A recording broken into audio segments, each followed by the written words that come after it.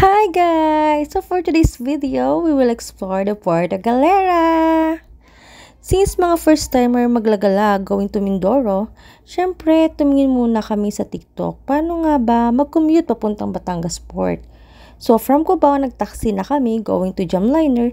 Aside kasi sa di namin alam saan ang Jam Terminal, 12 midnight din kami umalis sa bahay. At sakto, pagdating namin sa terminal, may papaalis na ring bus. After 3 hours na biyahe, here we are na. Grabe, unexpected na sobrang haba ng pila. As in. Oh guys, ang haba ng pila. Nakakatawa. Gala pa more. Buti na lang, Girl Scout tayo. May baon para in case of emergency, may madudukot. May mapapapak habang waiting sa pag-usad ng pila. Ganun. And time check, it's already 3 a.m. Look, ang haba pa rin. At eto na, tada! Nasa gitna na kami ng pila ni Ate Mojo. Kaso, pagkalagpas namin sa harang, kasi may isa pa tong harang, another unending pila na naman sa loob. After ilang oras na pila, here we are na. Nasa entrance na kami, but wait. There's more. Wala pa tayo sa exciting part dahil another pila pa rin ang pupuntahan natin dito. At finally, nakapasok na kami sa loob ng terminal. O, diba, nag-aya na siya. Tara na, sabi niya. Another pila na naman. O, diba, ang daming pila. Masanay na kayo, chor. Eto naman ay pila for terminal ticket na worth 30 pesos each. So, sabi dito, please pay exact amount. Ganun. Since 10 a.m. pa naman ang aming biyahe, diba, di naman napaghahalataan masyado kaming excited pumunta sa port. Kasi nga, diba, meron naman tayong kasabihan na mas daig pa ng maaga, yung mga masisipag. Ganun. Kaya, nagpalipas muna kami ng oras dito sa store para may maupuan na maayos, makakain, at the same time makaidlip ng very light. Tada! Finally! Nasa exciting part na tayo. Ayi! At dahil first time namin sumakay sa Roro, umaapaw ang puso namin sa galak. O, diba? Kaya ayan, dito kami umupo sa gilid para makita namin ang ganda ng karagatan.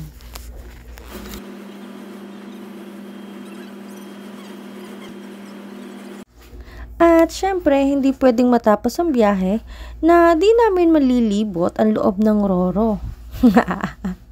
Ayun, kaya umakyat kami sa taas para mag-noodles. O, diba? Noodles habang malakas ang hangin, hindi naman halata sa upuan na umiikot ng kaibilis. At aside from pagkain namin dito, syempre, hindi mawawala ang picture dito, picture doon. Char! At dito nga pala kami nakasakay sa Island Water Isla Simara. Pagtanong nga pala namin dito sa gilid, feeling namin nasa Bohol kami kasi ang daming anliliit na bundok na animoy, Chocolate Hills. Ganun. O, diba? May natutunan sa history. Wow! At after 2 hours na travel, ayan na. Yan na talaga yung pinaka-exciting part. Nakatapak na ang aming barefoot sa kalupaan ng Puerto Galera. Welcome to Puerto Galera! At FYI guys, ito na pala yung last pila natin. So, dito ay verification naman if ever na kung ma-agency na ba tayo, accommodation, at sino yung contact person. So, kailangan natin yon bago tayo makakalagpas dito kay kuyang nagbe-verify. So, kung DIY ka, don't you worry kasi may mga nakalista na rin sila ditong mga accommodation at sino yung makokontakt nyong tao. At after niya, nakalagpas na nga kami doon sa verification. Ang sunod naman namin ay ang pagbayad for EUF or Environmental Users Fee na kung saan ay 120 pesos per tourist. So, 240 yung nagastos namin dyan. At yan na, tapos na ang ating pila. Ang pagkahaba-habang pila. So, paglabas namin dito, ito na yung bumungad sa amin. ang dami mga karatula na mga hawak nila. So ako naman ito, naghahanap ako ng note na may nakasulat na yan ganda. Char, yan ganda. Saan part? Kaso wala. Yun ang nakakasad. At ayan na nga, inabot kami ng malakas na ulan. So, nagpatila kami hanggang makita namin si Kuyang susundo sa amin going to accommodation. Siya nga pala yung aming service sa lahat ng magiging gala namin dito sa Puerto Galera. O diba, lakas maka-VIP ng mga ateng. May pa-service pa sila. At here we are na finally sa aming accommodation. Home 3.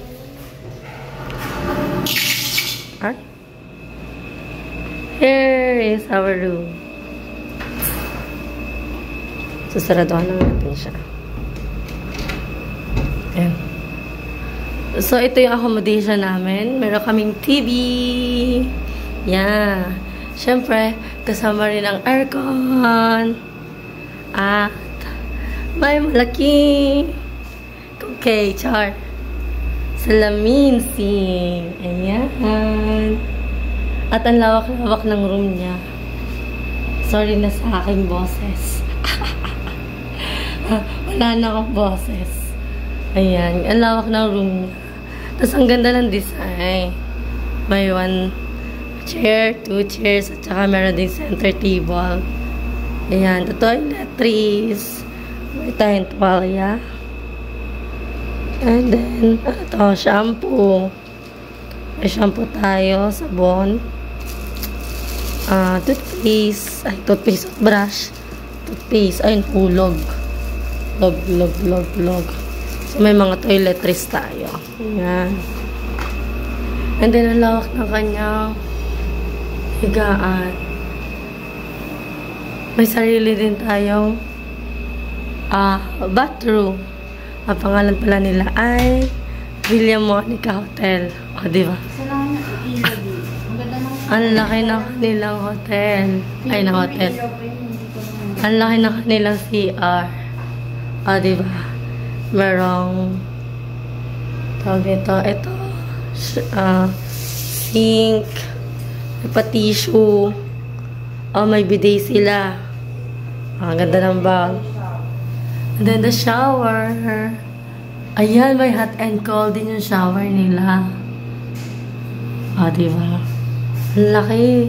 Sa CR nila, may ganito. Cabinet. Tapos mayroon pang hanger. Ayun pa, may hanger pa sa ilalim. Kakatuwa naman. Sa tissue. Ate Jo.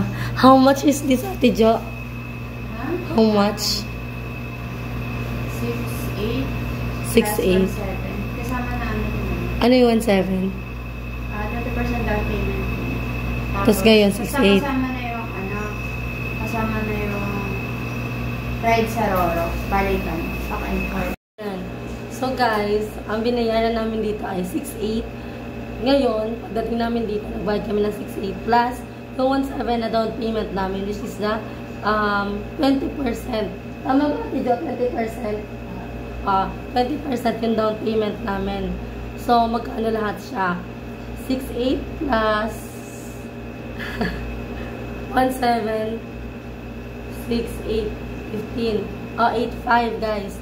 So, 8.5. Doon sa 8.5 na yon, inclusive na ng Roro, back and forth namin ni Ate Joanne. And then, kasama na rin din yung free meal natin. May free meal tayo ng breakfast. And then, tomorrow, meron tayong free lunch.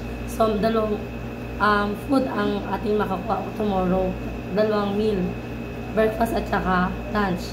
And then, sa next day naman, then, next day, the next day, free breakfast. And then, kasama na rin dito yung sa shuttle namin. Sinundo kami from Port hatid hanggang dito sa hotel. And then, pagbalik namin sa December 26, ganun din. Susunduin kami dito ng shuttle, tapos ihahatid kami doon sa port. Ayun, so parang hindi na rin kami dito lugi kasi all in na, yung 8.5 na yon lahat na kasama, wala na kami problemahin. Tapos sila pa yung nag-book sa amin sa Roro. So, di na kami ng problema.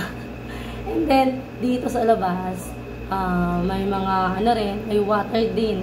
Pwede kayong mag-refill kahit ilang pa or gano'ng kadaming i-refill nyo. Okay lang, mag-refill kayo ng water. And then, may hot water din sila kung gusto nyo magkape. Ayun. So, ayun. May mga libre nga sila. Kanina pinakita ko mga toiletries. And then, so far, ang laki nito. Ang laki ng room. Kaya, swak na swak talaga. Sulit na sulit dun sa 8.5 na bayad namin ni Ate Jo. So, kung i-divide yun sa ito for 4,250 lang for 3 days and 2 nights na yun. Diba? Tapos, inclusive pa pala yung water activity tayo by tomorrow. Inclusive na rin yung sa payment namin. Meron tayong island hopping, meron tayong snorkeling, meron din tayong yung tour sa town. Tutour din tayo tomorrow sa town dito. Ano tawag doon? Basta yun na yun. Ayun. So, lilibutin natin ang Puerto Princesa. At saka ang tubig dito sa Puerto Princesa, yung dagat. Lilibutin natin siya. Ay, Puerto Princesa. Sorry, Puerto Galera. Sorry. Puerto Galera. Nasa isip ko Puerto Princesa.